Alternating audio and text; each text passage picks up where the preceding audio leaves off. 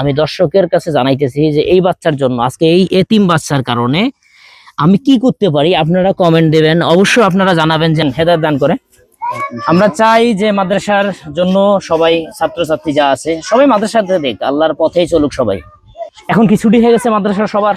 হ্যাঁ, এখন বর্তমানে ছুটি, রমজান মাস, হাফ বেলা করে মাদ্রাসা করা হয় তো রমজান মাসে। ইসমাইল ভাই এদিকে আসেন তো, আসলে দেখতেছি ওনার বাবু মোনা তুমি এদিকে আসো তো, তুমি একা একা দাঁড়িয়ে আছো এখানে সবাই দেখি এখানে তুমি একা একা দাঁড়িয়ে আছো, তোমার নাম কি?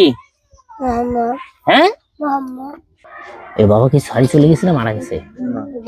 ওর মায়ের তালাক দিয়া, ওর বাবা পাগলা, ওর বাবাকে তালাক দিছে।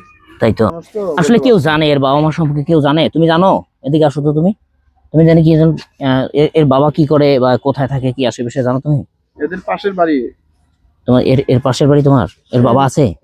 এর বাবা আছে, এর মা এর বাবাকে ডিভোর্স দিছে। ডিভোর্স দিয়ে চলে গেছে? এর মা কোথায়? এর মার আরেক জায়গায় বিবাহ হয়েছে। তার মানে উপস্থিত এর বাবাও নেই মাও নেই? মানে দুইজনের একজনও নেই? একজনও নেই। প্রিয় বন্ধুরা, আসলে কি বলবো আর, দেখেন যে আসলে আমরা ভুল করি কিন্তু এই বাচ্চা তো ভুল করতে পারে না। ওনা একটু মাথাটা তোলো। হ্যাঁ, এই বাচ্চাটা ভুল করতে পারে না, কিন্তু আমরা হয়তো আমাদের যৌবনের তাড়নায় বা অনেক কিছু চাহিদার কারণে আমরা অনেক কিছু ভুল করে ফেলি। আজকে দেখেন যে এই অবুঝ একটা শিশু, এত সুন্দর ফুটফুটে একটা বাচ্চা, কিন্তু এর উপস্থিত এর বাবাও নাই এবং এর মাও নেই।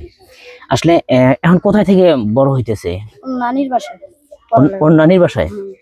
তার মানে ওর নানির বাসায় যে বড় হচ্ছে, দেখছেন এদের বাবা মার যে একটা চাহিদা। আসলে আমরা বাবা মা বেঁচে থাকতে কিন্তু কদর বুঝি না যে আসলে বাবা মা কতটা মূল্যবান, এবং আমরা বাবা মাকে আসলে প্রশ্রয় দিতে চাই না এইভাবে, কিন্তু এই বুঝতেছে যে এই ছেলেটাই আজকে বুঝতেছে যে এর জায়গাটা যদি আমরা থাকতাম বা আপনারা থাকতেন তাহলে বুঝতেন যে একটা বাবা মার কি দরকার এবং দায়িত্ব।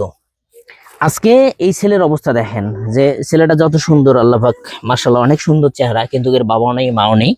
একটা আশা আকাঙ্ক্ষা মানে আবদারের যে বিষয়গুলা, সেগুলো কারো কাছে ভাগ করতে পারে না, শেয়ার করতে পারে না, কারো কাছে কিছু চাইতে পারে না।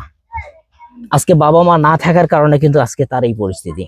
কিন্তু দোষ এর না, দোষ আমাদের মতো দেখা যায় যে বাবা মা যারা আছে তাদের, যে এরা সন্তান জন্ম দেয় কিন্তু সন্তানের যে কর্মগুলা দায়িত্ব সেটা কিন্তু নেয় না।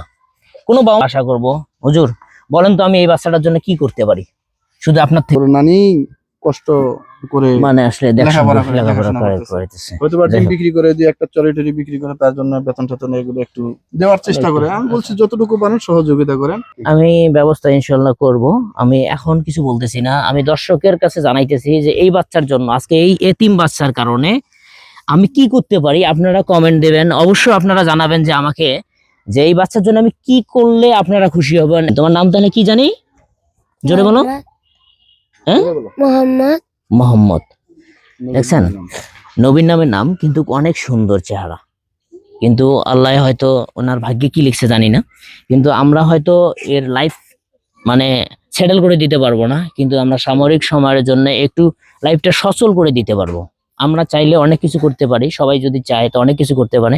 আপনাদের কাছে একটা বিনোদনের অনুরোধ করব, আমি করজোরে অনুরোধ করব, হাত পাও ধরে বলবো, প্রিয় দর্শক অডিয়েন্সদের উদ্দেশ্যে বলবো যে এই বাচ্চাটার জন্য সবাই একটু ভিডিওটা একটু শেয়ার দিবেন, একটু লাইক কমেন্ট অবশ্যই করবেন, সবাইকে দেখার সুযোগ করে দেবেন, সবাই কমেন্টে মতামত দেবেন যে এই বাচ্চাটার জন্য আমি কতটুকু দায়িত্ব নিতে পারি আর কতটুকু করব। ঠিক আছে, সবাই সুস্থ থাকবেন, ভালো থাকবেন, আল্লাহ হাফেজ। পরবর্তীতে আবার দেখা হবে এই বাচ্চার জন্য।